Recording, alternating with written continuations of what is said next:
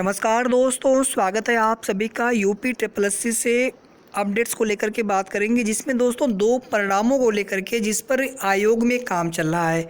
ऐसे तो बहुत सारी भर्तियां हैं, नए विज्ञापन, एग्ज़ाम कैलेंडर है और इसके अलावा भी और परिणाम भी आना है, लेकिन जिस पर आयोग में काम चल रहा है और जिसकी नोटिस कभी भी आपको आने के चांस हैं, तो उन्हीं को लेकर के यहाँ पर बात करेंगे। जिसमें पहला है आपका लोअर 2019 मुख्य परीक्षा परिणाम और दूसरा है यहाँ पर जूनियर असिस्टेंट 2016 का परिणाम।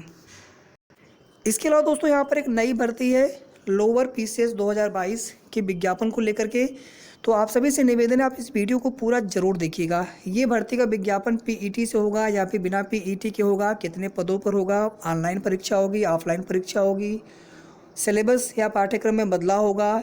ये भर्ती यूपी ट्रिपल एससी से होगी या फिर भविष्य में यूपी पीएससी को भी जा सकती है। जितने भी इससे संबंधित प्रश्न हैं, आप सभी के मन में कौन कौन से पद होते हैं, अर्हता क्या होती है, सारे मुद्दों को लेकर के बात करेंगे।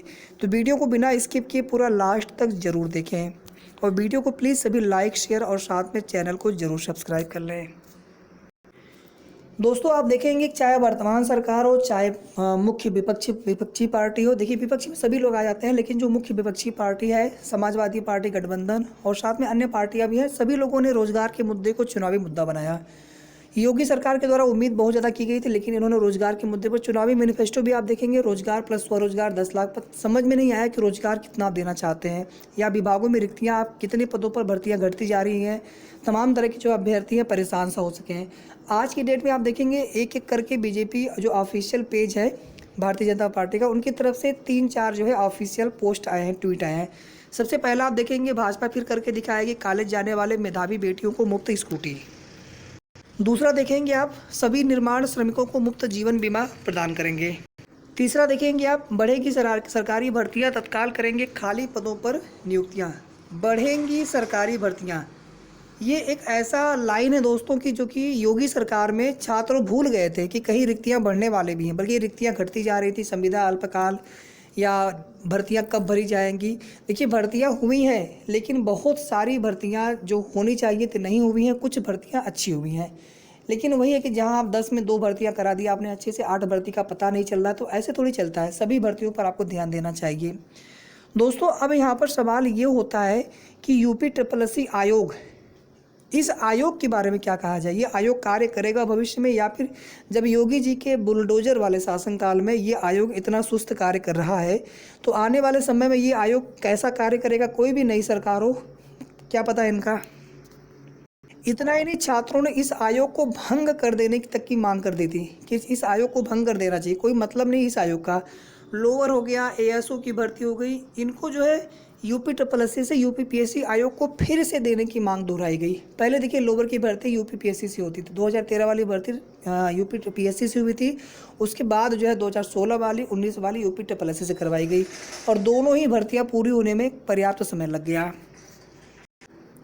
और इस बात की भी दोस्तों पूरी अंदेशा है कि आने वाले समय में पीईटी समाप्त भी किया जा सकता है। और अगर यहाँ पर सरकार बदलती है, बहुत सारी भर्तियां जो नए सिरे से करवाई जा रही हैं या फिर जिसमें कुछ बदलाव किए गए हैं, सभी बदलाव हो सकते हैं पुराने वाले नियम से किए जाएं।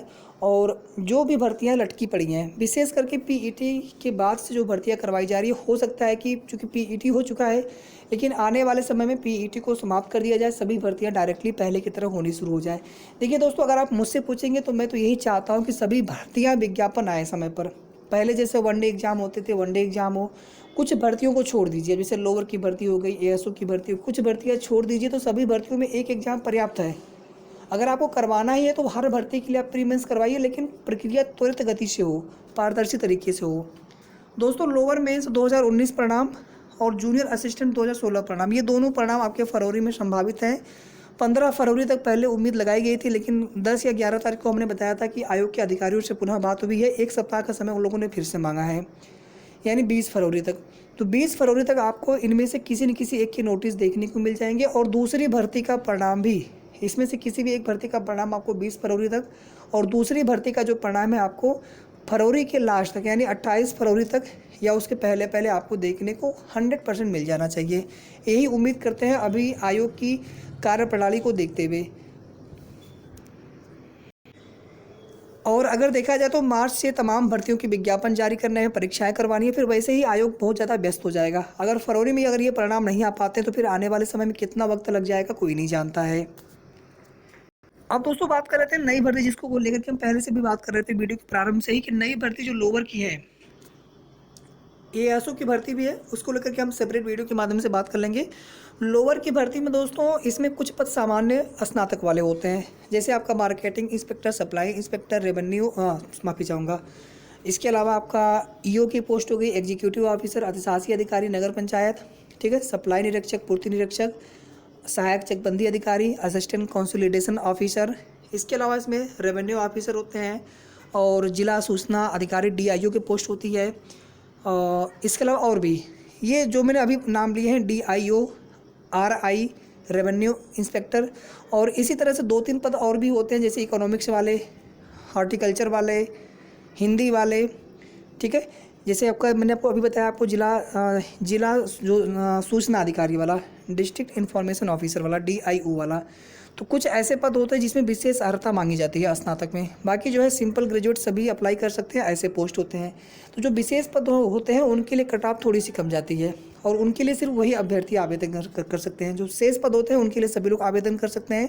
2019 वाले की बात कर लें तो इसमें प्रेफरेंस मांगा गया था, और प्री और मेंस इंटरव्यू नहीं था। इसके पहले 2016 वाले में इंटरव्यू था, परीक्षा इंटरव्यू, यहाँ पर प्री हुआ, मेंस हुआ। चूँकि अब पीईटी है, अगर पीईटी यहाँ पर बरकरार रहा तो चूँकि इसी पीईटी से मांग की गई है नई लोअर भर्ती के लिए, लेकिन मुझे नहीं लग रहा दोस्तों ये भर्ती विज्ञापन दे पाएंगे। हो सकता है दे कोई चमत्कार हो जाए तो। वैसे भी आप देखेंगे एजीटीओ, गन्ना पर्यवेक्षक, स्टेनो है, और नई आप देखेंगे जूनियर असिस्टेंट भर्ती है, और लेखपाल की चली रही है, एएनएम और अनुदेशक की चली रही है। इसके अलावा लिपिक संपर्क की भर्ती, तमाम भर्तियां हैं जो कि दे रहे हैं लोग, देने वाले हैं ये लोग, या दिए हैं या फिर देने वाले हैं। तो मे भी लोअर की भर्ती आ सकती है, क्योंकि लोअर के अधियाचन पहले लिए गए थे एक बार, दोबारा से अधियाचन अभी लिए जाने की कोई नोटिस आयोग से मिली नहीं है। तो ऐसे में दोस्तों अभी ये कह पाना कि आने वाले में 2-3 महीने में ये भर्ती का विज्ञापन देखने को मिल सकता है, तो थोड़ी जल्दबाजी हो सकती है। मे भी आपको या तो नए पीईटी के बाद से, या फिर अगर नई सरकार का गठन होता है तो मे भी आपको, लेकिन इसी वर्ष आपको देखने को मिलेगा। सितंबर तक मिले, अक्टूबर तक मिले, नवंबर तक मिले, ठीक है, या जब भी मिले तैयारी आप लोग करते रहिए, साथ में अन्य भर्तियों की भी। दूसरा दोस्तों यहाँ पर इंटरव्यू फिर से शामिल किया जाएगा क्या, तो मुझे लग रहा है कि शायद किया जा सकता है अगर सरकार बदलती है तो, अदरवाइज़ नहीं, ठीक है। पीईटी भी इसी पर डिपेंड करेगा, नई सरकार के गठन पर पीईटी रहेगा कि नहीं रहेगा। ऑनलाइन और ऑफलाइन एग्ज़ाम की बात कर लें तो ये परिवर्तन हो रहे हैं दिनों दिन, लेकिन अभी यूपीएससी की जो परीक्षाएं हो रही हैं ऑफलाइन ही होती हैं। इवन यूपीपीएससी की परीक्षाएं भी ऑफलाइन हो रही हैं। कुछ परीक्षाएं छोड़ दीजिए अगर हम, तो ज़्यादातर जो एग्ज़ाम हो रहे हैं वो ऑफलाइन हो रहे हैं। तो मे भी in future online exam conduct होना स्टार्ट हो जाए, और 1000 से भी ज़्यादा पद हैं इसमें। अभी नए अधियाचन, पुनः अधियाचन लिए जाएंगे तो पदों की संख्या बढ़ भी सकती है।